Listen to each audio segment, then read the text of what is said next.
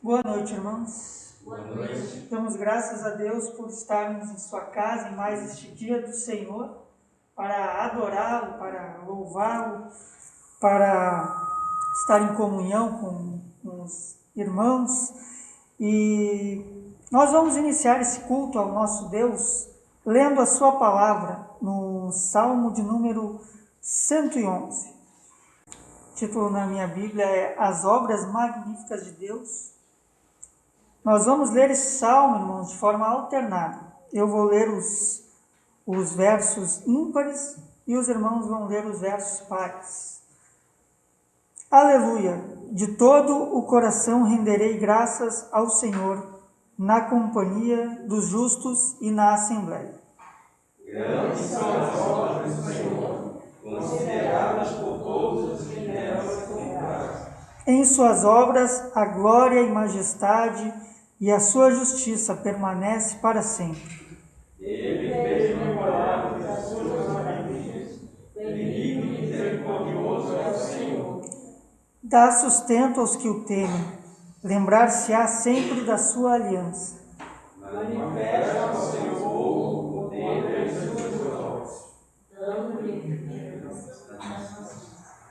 As obras de suas mãos são verdade e justiça, fiéis todos os seus preceitos. Estáveis são eles para todos sempre, instituídos em fidelidade e retidão. Enviou ao seu povo a redenção, estabeleceu para sempre a sua aliança, santo e tremendo é o seu nome. O temor do Senhor é o princípio da sabedoria, revela a prudência a todos que praticam. O seu louvor permanece para sempre. Então, irmãos, considerando o que esse salmo fala, principalmente das grandes obras de Deus, e a principal delas, que é, como diz ali o verso 9, que é a redenção que ele envia ao seu povo, estabelecendo para com ele a aliança, considerando as obras de Deus, todas elas, principalmente a da redenção, em que o Senhor nos tirou do pecado e nos chamou para fazermos parte da família dele e para o cultuarmos, para o adorarmos, que Deus nos conceda hoje que nós possamos adorá-lo em espírito e em verdade e também possamos sair daqui edificados e melhores para que durante a semana possamos servir mais e melhor. Amém? Amém. Assim vamos então louvar ao Senhor cantando o hino de número 14.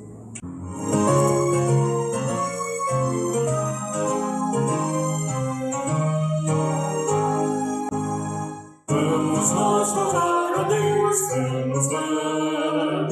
ao Senhor de toda luz, Santo, Santo.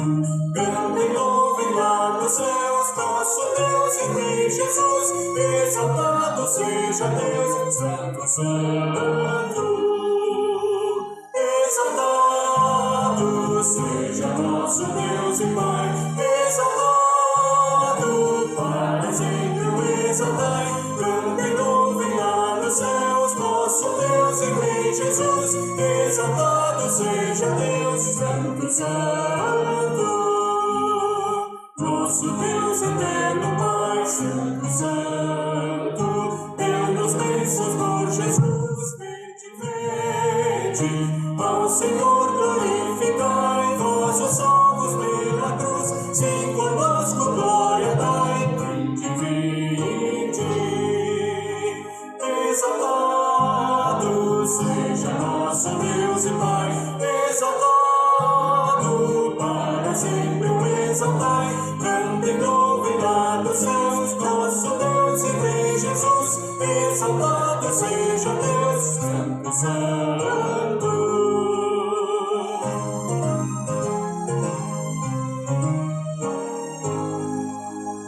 Exaltemos nosso Deus, Santo, Santo. Exaltemos com fervor hoje. Tributemos todos nós hinos santos e louvor em alta voz hoje. Exaltado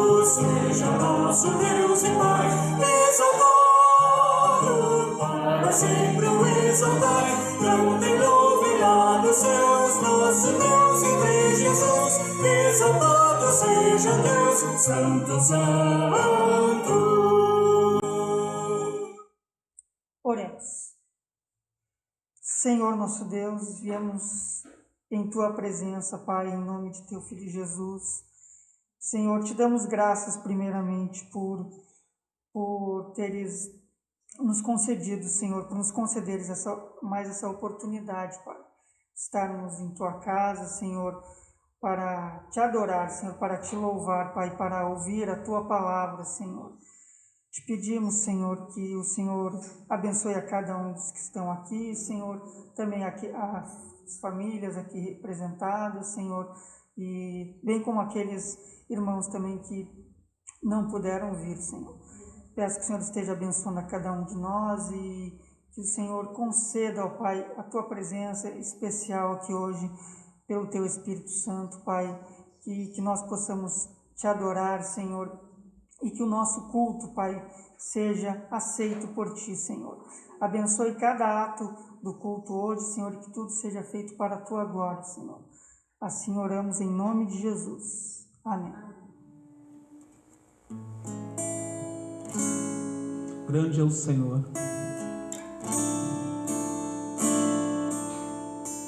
Grande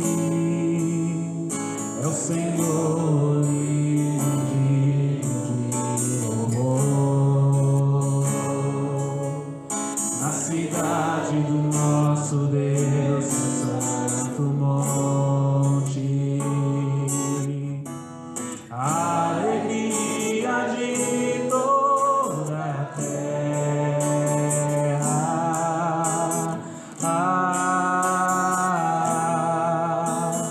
Grande é o Senhor em quem nós temos a vitória, que nos ajuda contra o inimigo.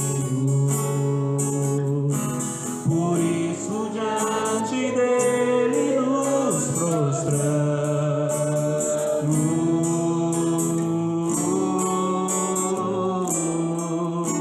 Queremos o Teu nome engrandecer e agradecer-te por Tua obra em nossas vidas. Confiamos em Teu infinito amor, pois só Tu és o Deus eterno sobre toda a terra e céu.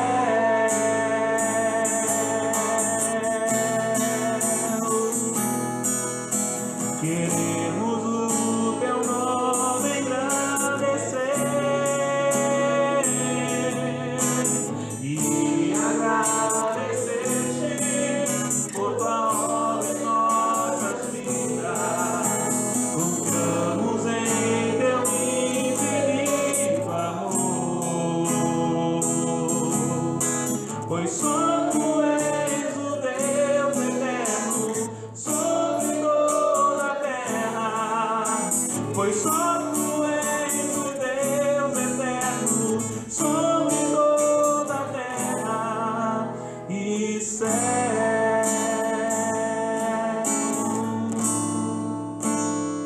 Boa noite, irmãos. Que a graça e a paz do Senhor Jesus continue em nosso coração. Amém? Amém. Podeis sentar, vamos ler o texto da palavra de Deus para a nossa meditação nesta noite. Eu vou tirar a máscara porque eu estou a mais de 3 metros de distância dos irmãos, então não há problema. Salmos de número 42, eu estarei fazendo a leitura e os irmãos podem acompanhar em sua Bíblia.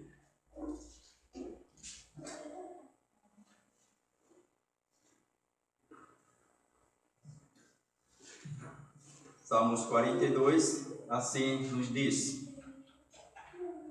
Como suspira a coça pelas correntes das águas, assim por Ti, ó Deus, suspira a minha alma.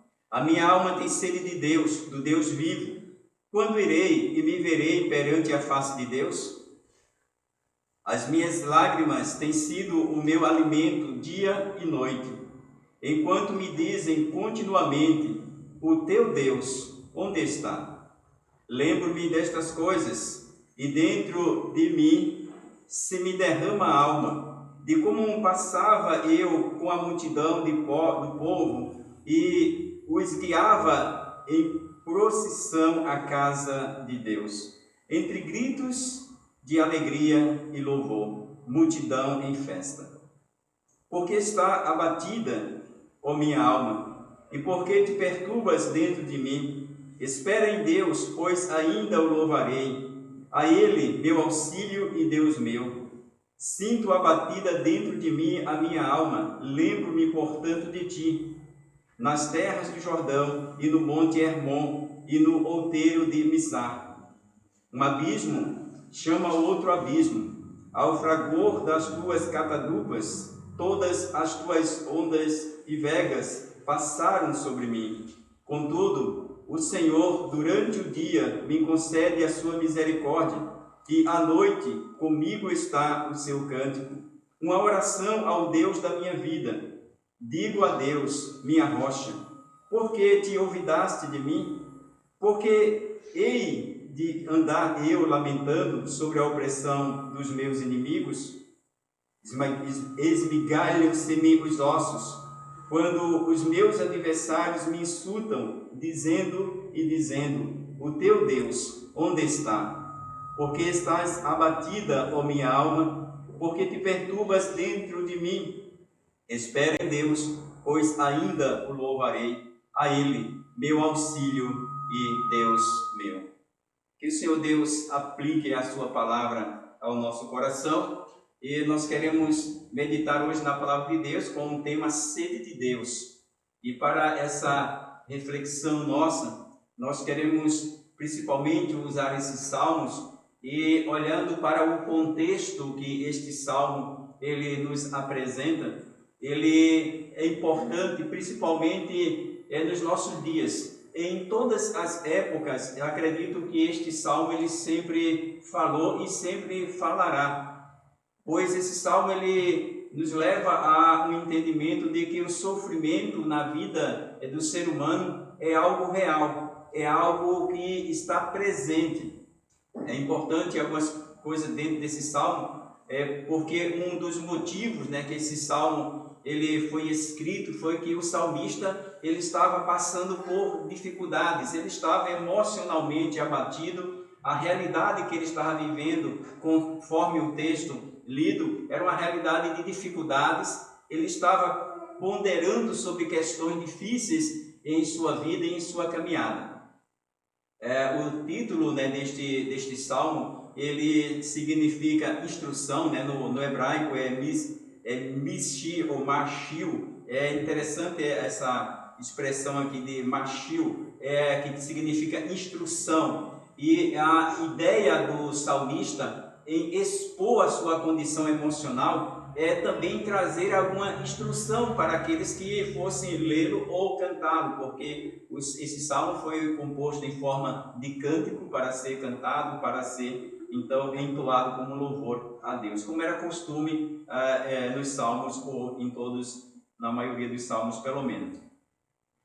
Esse salmo então é um salmo de instrução, ou um cântico de instrução, e o objetivo principal do salmista era trazer à tona, ou fazer conhecidas as suas emoções, onde ele apresenta vários conflitos aqui. E ele vai falar sobre tristeza, alegria, medo, fé, dúvida, certeza, provação, e também ele vai falar sobre adoração. Nós encontramos nesse salmo alguns elementos importantes que falam sobre as condições atuais também de todo o ser humano, inclusive o cristão. Bom, é importante sabermos que quando olhamos para o versículo 1 deste salmo, e nós queremos lê-lo novamente, você pode acompanhar em sua Bíblia, e assim o salmista ele fala: como suspira a corça pelas correntes das águas, assim por ti, ó Deus, suspira a minha alma. O salmista ele usa essa ilustração, ele faz essa comparação aqui, e ele disse assim como a coça, né, que é uma espécie de cabra montanhês, né, que vive nas montanhas. Assim como este animal ele precisa da água para sobreviver, para matar a sua sede, e há um desejo, há um anseio de um animal que vive em um lugar assim de montanhas, onde as águas são difíceis. Então ele, ao observar ou conhecia de fato essa realidade dessa necessidade da coça ir atrás, ir em busca da água, assim o salmista ele faz essa comparação com a sede que ele tem de Deus, com a sede que ele sente de Deus. Por isso que ele diz, assim como suspira a costa pelas correntes das águas, assim suspira a minha alma, assim suspiro eu por ti. É interessante que ele usa muito essa expressão aqui, alma, para se referir a ele mesmo, ou a sua condição emocional, ou como ele está se sentindo. Então ele tem esse anseio, esse desejo por Deus, assim como a costa ela necessita da água para sobreviver. É importante também que neste salmo, aqui ele está pedindo a presença de Deus para a sua vida. Quando nós olhamos, por exemplo, para o versículo 2, ele diz: a minha alma tem sede de Deus, do Deus vivo. Quando irei e me verei perante a face de Deus? Este versículo 2, ele é importante também porque ele fala sobre o desejo que ele está sentindo de estar na presença de Deus, estar perante a face do Senhor.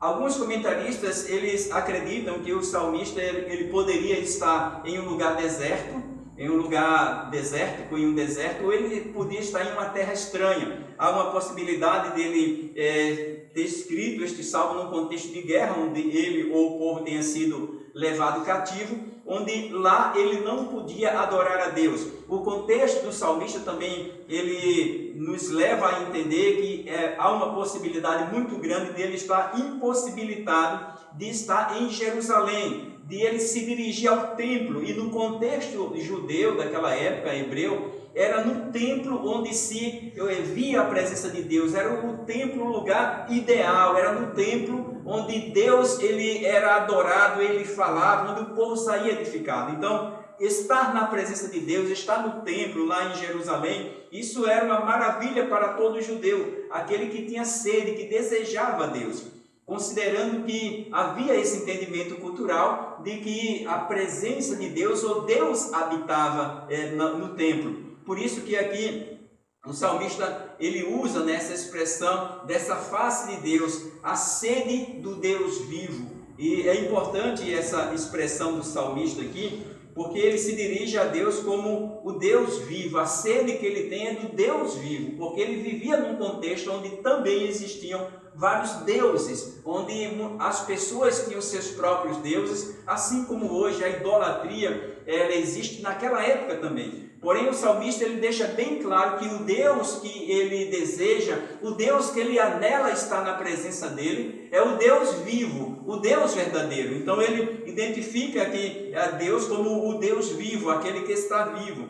E ele tem esse desejo de estar na presença de Deus, na face de Deus. É interessante o versículo número 3 também, ele continua falando: as minhas lágrimas têm sido o meu alimento dia e noite, enquanto me dizem continuamente: o teu Deus, onde está?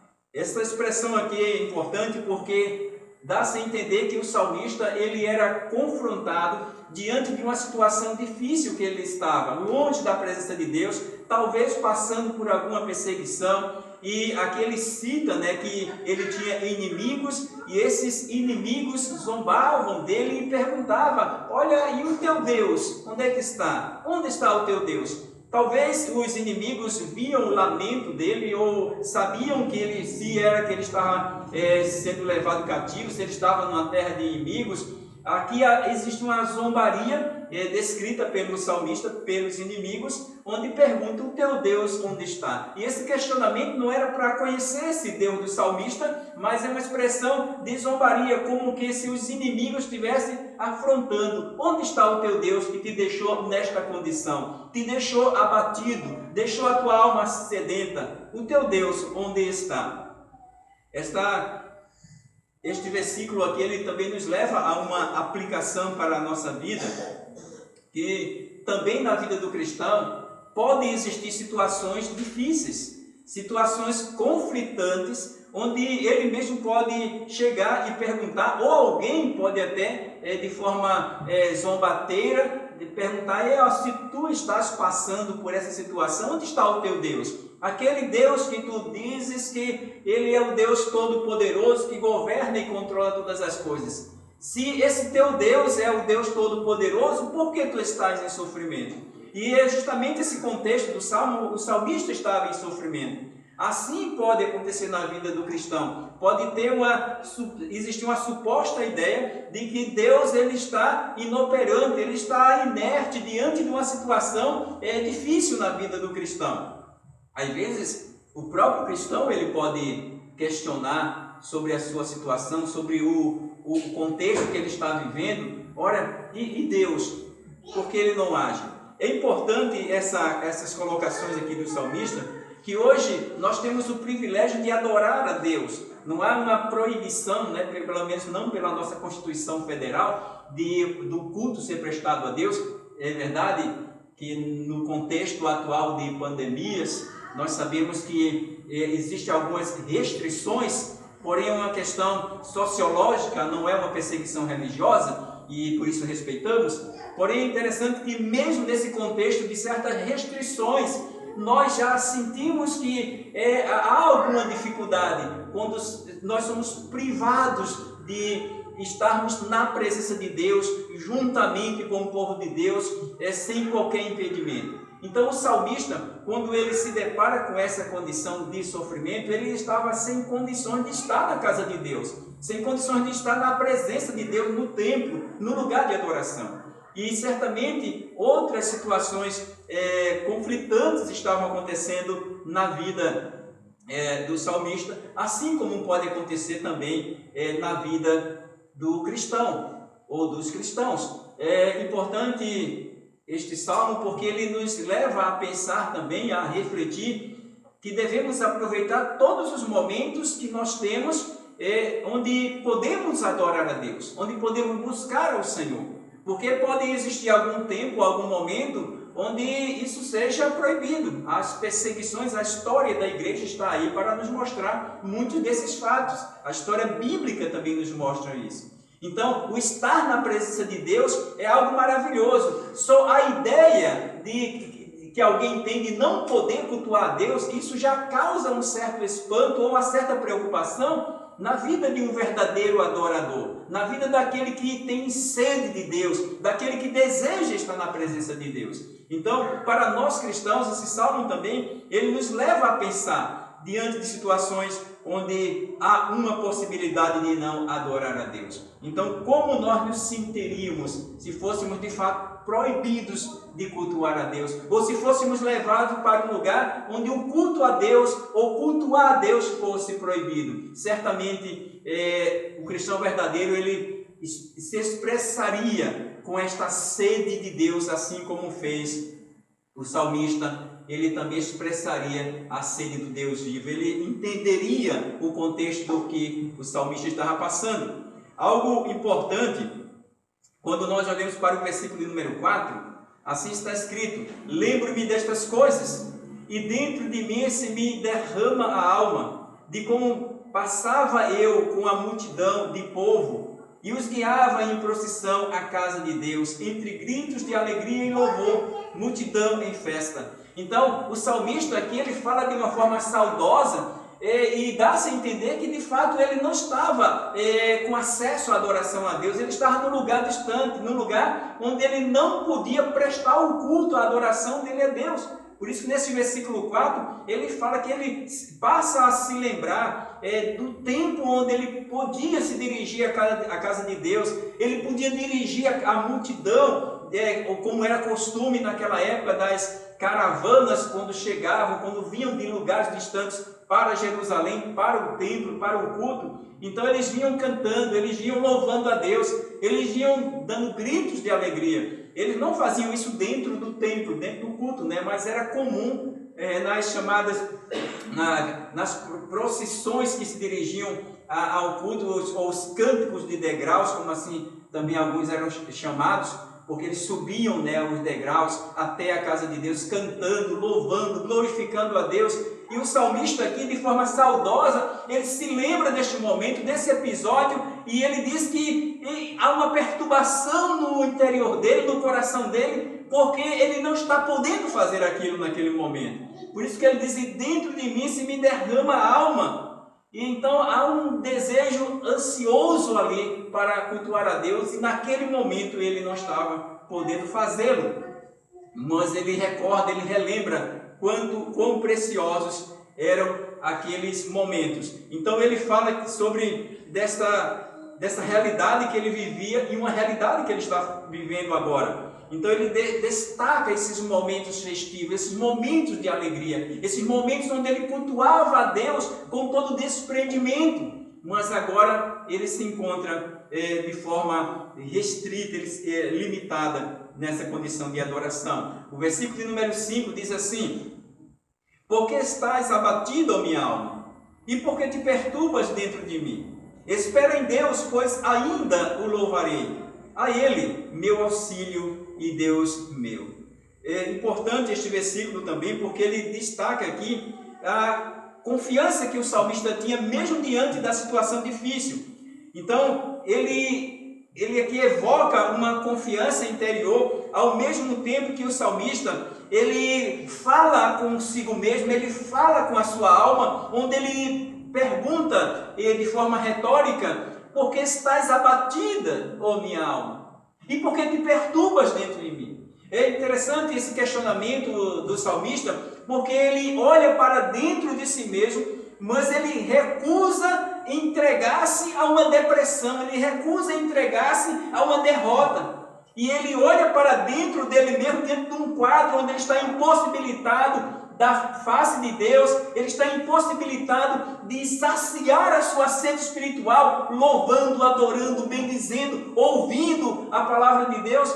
Porém, aqui neste momento, ele recusa-se render a uma depressão, render-se a uma situação caótica, a se aprofundar na tristeza. Por isso que ele consulta, né? Ele questiona a sua alma, quando ele de fato diz: por que estás abatida, ó minha alma? E por que te perturbas dentro de mim? É importante estes dois questionamentos que ele faz a ele mesmo, né, a sua alma, mas ele mesmo sabe a resposta. Por que a alma dele está abatida? Porque é uma perturbação no interior dele, ele sabe o porquê. Mas ao mesmo tempo ele procura responder a si mesmo, ele procura responder a sua alma, quando ele diz: espera em Deus, pois ainda o louvarei. E aqui é uma expressão de confiança, uma expressão tanto de confiança como de esperança, porque ele diz para a sua alma: espera em Deus, pois ainda o louvarei. Ele tem certeza, ele tem fé que Deus está no controle de todas as coisas, que ele pode mudar a situação, e vai mudar, porque ele diz: pois ainda o louvarei. Ele sabia que ele não ia parar de louvar ao Senhor, o Senhor daria vitória nessa causa que estava perturbando a vida dele. É importante essa resposta de esperança e fé que ele dá a si mesmo. É como se ele se recusasse a aceitar aquela situação. E isto é bem relevante para o texto, porque o salmista ele está se auto-instruindo. Ele não se permite abater, ele não se permite afundar. Então ele diz: espera no Senhor, porque ainda o louvarei. E assim como na vida do salmista, nós sabemos que o cristão também tem lutas que às vezes tenta abater a sua alma. E não é poucas vezes que acontece na vida de um cristão onde ele enfrenta dificuldades. Talvez as dificuldades não sejam dificuldades externas, não sejam inimigos literais, ou às vezes são pessoas que perseguem outras, ou pode ser também algo interior. Estamos vivendo no século da depressão, né? Quantas pessoas vivem, né, em depressão, né? Segundo alguns estudos por aí, dizem que cerca de 6% da população já passou ou passará ou está passando por depressão. Então é algo que afeta a humanidade. E o cristão também, mesmo como salvo em Cristo, ele pode sentir-se abatido, ele pode ter suas emoções abaladas, ele pode estar em risco de cair numa depressão, se ele não, assim como o salmista, ele não consultar a sua alma e ele não colocar suas emoções na presença do Senhor. E falar: por que estás abatida, minha alma? Por que te perturbas dentro de mim? Ele sabia o porquê. Assim o cristão também sabe que tem lutas na sua vida. Mas o cristão, ele precisa reagir e falar: não, Deus está no controle. Eu vou esperar no Senhor. Eu vou louvar o Senhor. Isso é importante para a nossa vida em um contexto, principalmente, de tantas limitações sociais que estamos vivendo agora. E quantas pessoas estão com dificuldades em lidar com toda essa situação, que de fato não é fácil, mas o Senhor, ele nos dá forças para isso. O salmista, no versículo número 6, ele continua falando quando ele diz: sinto abatida dentro de mim a minha alma. Lembro-me, portanto, de ti, nas terras de Jordão e no monte Hermon e no outeiro de Mizar. E ele continua falando sobre essa situação triste que ele está passando, e ele relembra a situação passada dele aqui também, nesse versículo 5. Ele volta a dizer: por que estás abatido, minha alma? Ele volta a questionar: por que te perturbas dentro de mim? E ele relembra, espera em Deus, e ele fala que Deus é o seu auxílio, aqui no versículo de número 5. Espera em Deus, pois ainda o louvarei. A quem? A Ele, meu auxílio e Deus meu.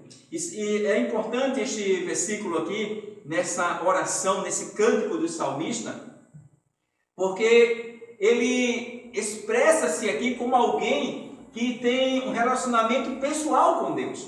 Tanto é que ele se dirige a Deus como meu auxílio, ainda o louvarei. A Ele, meu auxílio e Deus meu. Então ele tinha consciência de que Deus era o seu Deus. Deus não era o Deus qualquer, um Deus qualquer, mas era o seu Deus, o Deus pessoal, o Deus que o auxilia. A Ele, meu auxílio e Deus meu.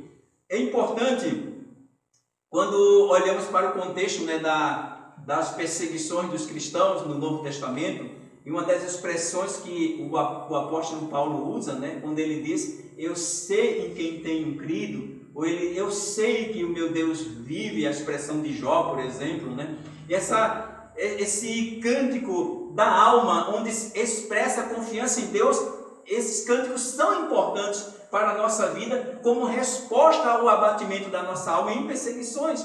E o salmista, ele também faz isso. Ele toma Deus como seu Deus pessoal, e ele diz que ainda o louvará, a Ele, que é o auxílio e que é o Deus pessoal dele. O versículo número 6, onde ele diz: sinto abatida minha alma dentro de mim, e lembro-me, portanto, de ti nas terras de Jordão. E ele cita o Jordão, o Hermon, ele cita aqui no versículo 6 também, no outeiro de Mizar, essas regiões onde o povo plantava, cultivava, onde o povo dali tirava o seu alimento, onde dali vinha as provisões de Deus. A exemplo disso, quando nós lemos o Salmo 133, onde o salmista ali ele cita o orvalho do Hermon, onde ele rega toda a planície e a terra se torna frutífera. Então esse contexto aqui, o salmista, de forma saudosa, pensando no passado, ele relembra: lembro-me, portanto, de ti. E ele lembra das providências desse Deus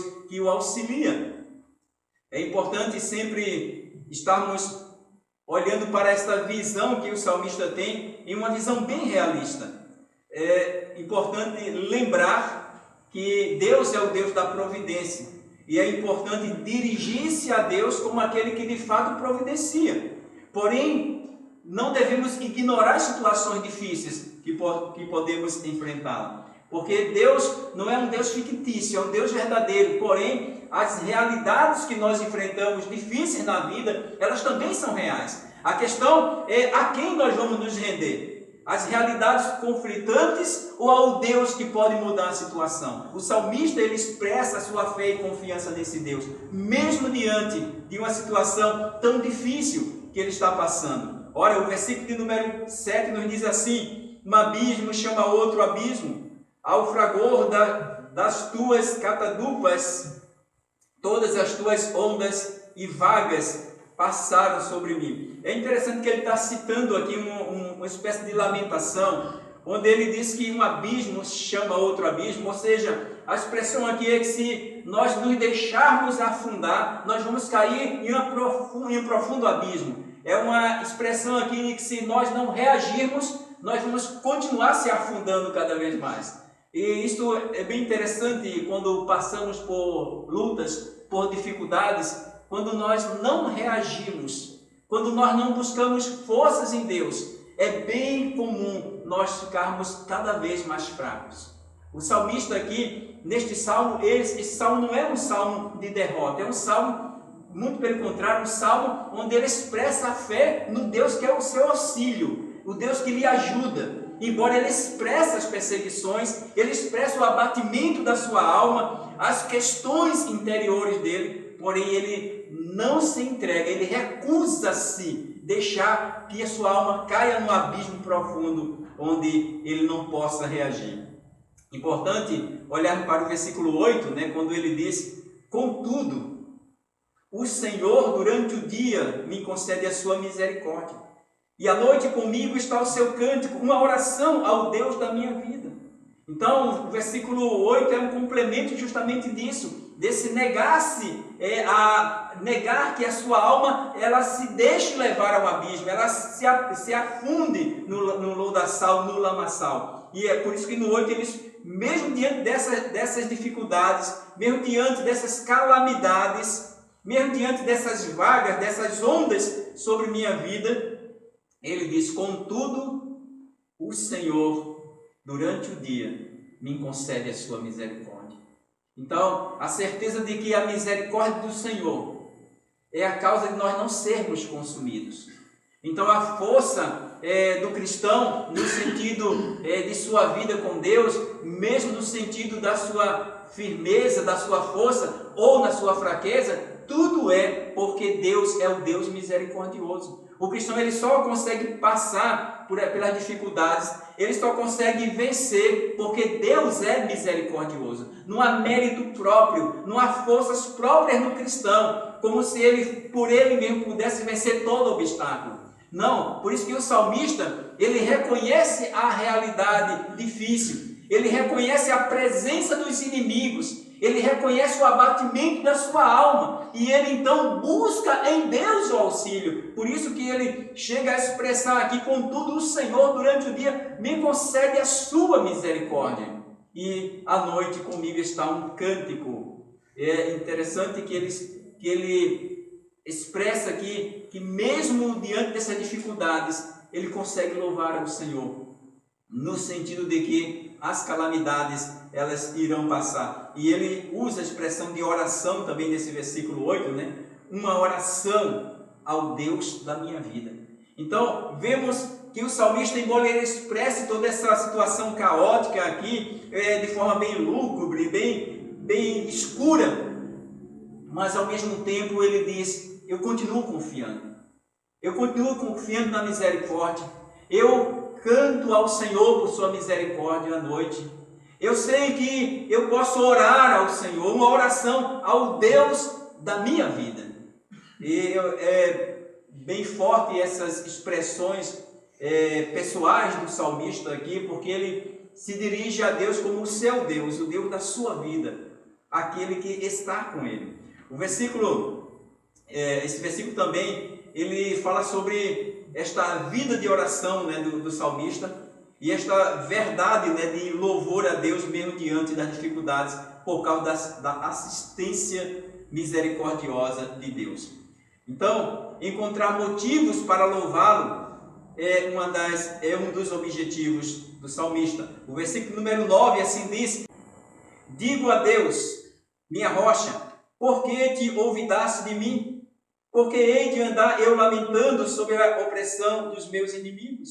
Então essa expressão do salmista aqui: porque esqueceste de mim, olvidaste, esqueceste de mim. Então o salmista ele faz um questionamento e ele diz: por que esqueceste de mim? É um momento de lamentação do salmista para com Deus. E então ele dirige-se a Deus e ele diz: porque eu hei de andar lamentando. Aqui já é uma conversa que ele dirige diretamente a Deus. É interessante que até o versículo de número 8, ele está expondo o que está acontecendo com ele expõe a sua confiança, ele expõe toda a situação. Porém, no versículo 9, ele dirige-se diretamente a Deus, ele expõe a oração que ele faz a Deus. Por isso que ele diz: digo a Deus, minha rocha. E ele nunca esquece de estar adjetivando Deus, né? Minha vida, meu auxílio, dizendo quem Deus é para ele. E aqui ele diz: minha rocha. E aí ele fala o que ele diz para Deus, né? Por que te esqueceste de mim? Ele pergunta. Por que eu hei de andar lamentando sobre a opressão dos meus inimigos? Aí ele, no versículo 10, ele diz: esmigalham-se-me os ossos, quando os meus adversários me insultam, dizendo: o teu Deus, onde está?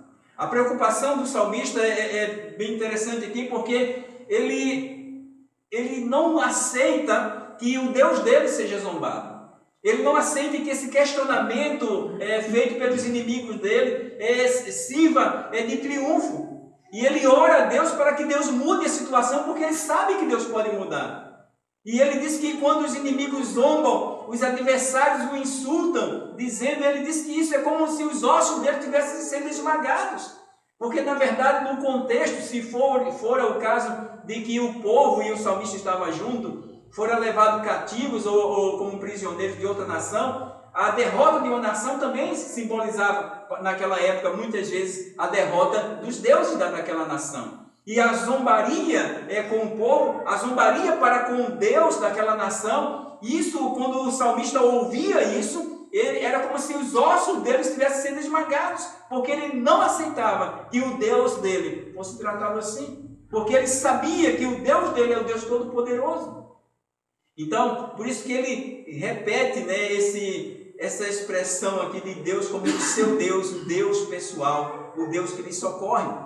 Assim, o versículo de número 11, ele repete esse canto quando ele diz: por que estás abatido, ó minha alma? Por que te perturbas dentro de mim? Espera em Deus, pois ainda o louvarei. A Ele, meu auxílio e Deus meu. E é importante que o salmista, por 2 vezes, 3 vezes, ele repete esse refrão: por que estás abatido, minha alma? Ele não se deixa abater, mesmo diante de toda aquela situação. Por isso que esse salmo ele pode ser visto como um salmo de fortalecimento também. Não só um salmo onde nós vemos o abatimento do salmista, mas vemos esse salmo aqui como alguém que está buscando em Deus o saciar da sua sede, da sua alma para com Deus.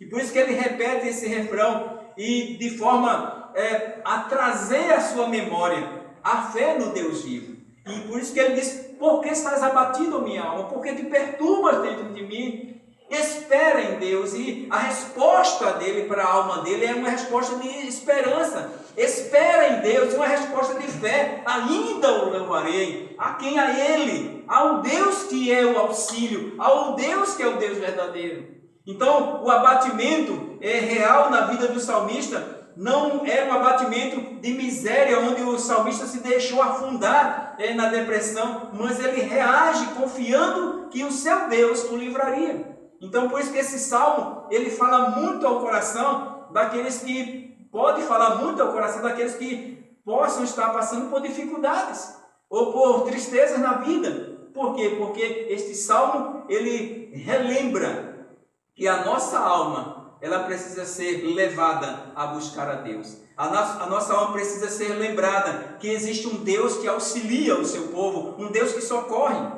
É importante, então, alimentaria a sua alma, saciaria a sua alma de fato e verdade. Esse Salmos de número 42, ele não termina aqui. Esse salmo ele continua até o salmo de número 43. Em alguns escritos antigos, alguns comentaristas falam que o salmo 42 e 43 é um salmo só. E depois foram divididos, mas esse salmo o 43 é uma continuação desse salmo. Por isso que nós, quando olhamos para o 43, Salmos 43, o versículo 2, vou resumi-lo aqui, ele diz: pois tu és o Deus da minha fortaleza, por que me rejeitas? Porque hei de andar lamentando sobre a opressão dos meus inimigos. É uma repetição daquilo que ele já falou no 42.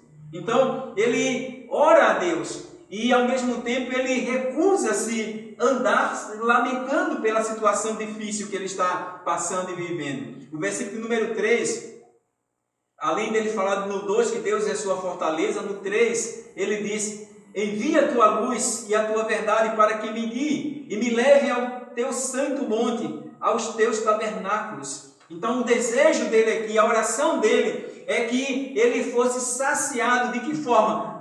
Na adoração a Deus. Então ele diz: envia a tua luz e a tua verdade para que me guie. Ele queria ser guiado até os átrios do Senhor, até o lugar de adoração, o lugar onde a sede por Deus dele fosse saciada. Esse desejo dele de estar na presença de Deus, esse desejo de que Deus o guiasse até os seus pés, até os seus altares.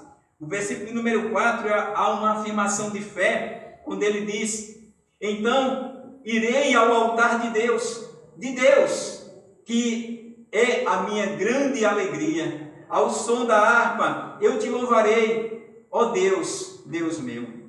Aqui ele fala sobre essa sede saciada dele. Então ele reafirma essa fé, essa confiança. Então irei ao altar de Deus, me dirigirei ao lugar de adoração. E essa expressão dele, né, de ser saciado, ele fala que a minha alma grande alegria. Então irei ao altar de Deus que é a minha grande alegria.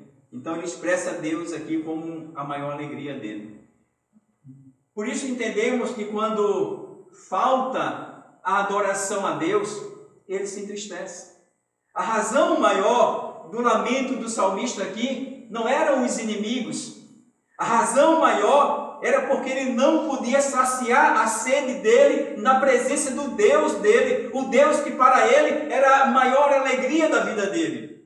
Era a grande alegria da vida dele. Assim, quando olhamos para os salmos como esse, nós desejamos de forma invejosa sentir esta mesma sede de Deus que esse salmista sentia. O desejo de buscar a Deus, de estar nos átrios do Senhor, de que Deus seja a nossa maior alegria. E nesse contexto é bem interessante que aqui cumpre-se o fim principal do homem, né, que é ele se satisfazer em Deus em todas as situações de sua vida. Para isso ele foi criado. Então, qual é a maior alegria do ser humano? É bem compreensível quando as pessoas não têm Deus como a sua maior alegria. E as pessoas então entram em situações conflitantes ou perdem aquilo ou coisas que eram a sua maior alegria. Certamente essas pessoas se afundam no sofrimento e não conseguem erguer a sua voz para a sua alma e falar: espera no Senhor. Por quê? Porque a sua maior alegria afundou, se desfez. Mas Deus, quando é feito na vida do cristão ou na vida de qualquer pessoa como a maior alegria, ele vai sempre estar feliz, ele vai sempre estar encontrando forças para caminhar, porque Deus, que é a nossa grande alegria, esse Deus nunca morre. E essa grande alegria não é apenas uma alegria externa, não é uma alegria apenas passageira, é uma alegria interior, uma alegria durável para sempre. Nós lembramos, nesse contexto dessa verdadeira alegria, que o Senhor Jesus ele fala em João capítulo 7, e os versículos 37 e 38, e a leitura ela é relevante porque nos leva ao que o Senhor Jesus falou em relação a essa sede de Deus que devemos ter. Evangelho que escreveu João, capítulo 7, versículos 37 e 38, assim nos dizem: no último dia, o grande dia da festa, levantou-se Jesus e exclamou: se alguém tem sede, venha a mim e beba. Versículo 38, quem crê em mim, como diz a Escritura, do seu interior fluirão rios de água viva. Então o Senhor Jesus, ele apresenta-se aqui como aquele que sacia a sede. Se alguém tem sede, venha a mim e beba. E esse saciar de Cristo é algo que inunda o interior, a alma da pessoa. Então o Senhor Jesus é aquele que faz da alma sedenta, a alma saciada. O Senhor Jesus deixa claro nesse contexto que Ele é o único que pode fazer isso. Aquele que tem sede, venha a mim e beba. E do seu interior vai fluir rios de água viva. Por isso que no contexto do Novo Testamento, nós sabemos que não precisamos de um local para cultuar a Deus. Nós podemos adorar a Deus em todo lugar que nós estivermos.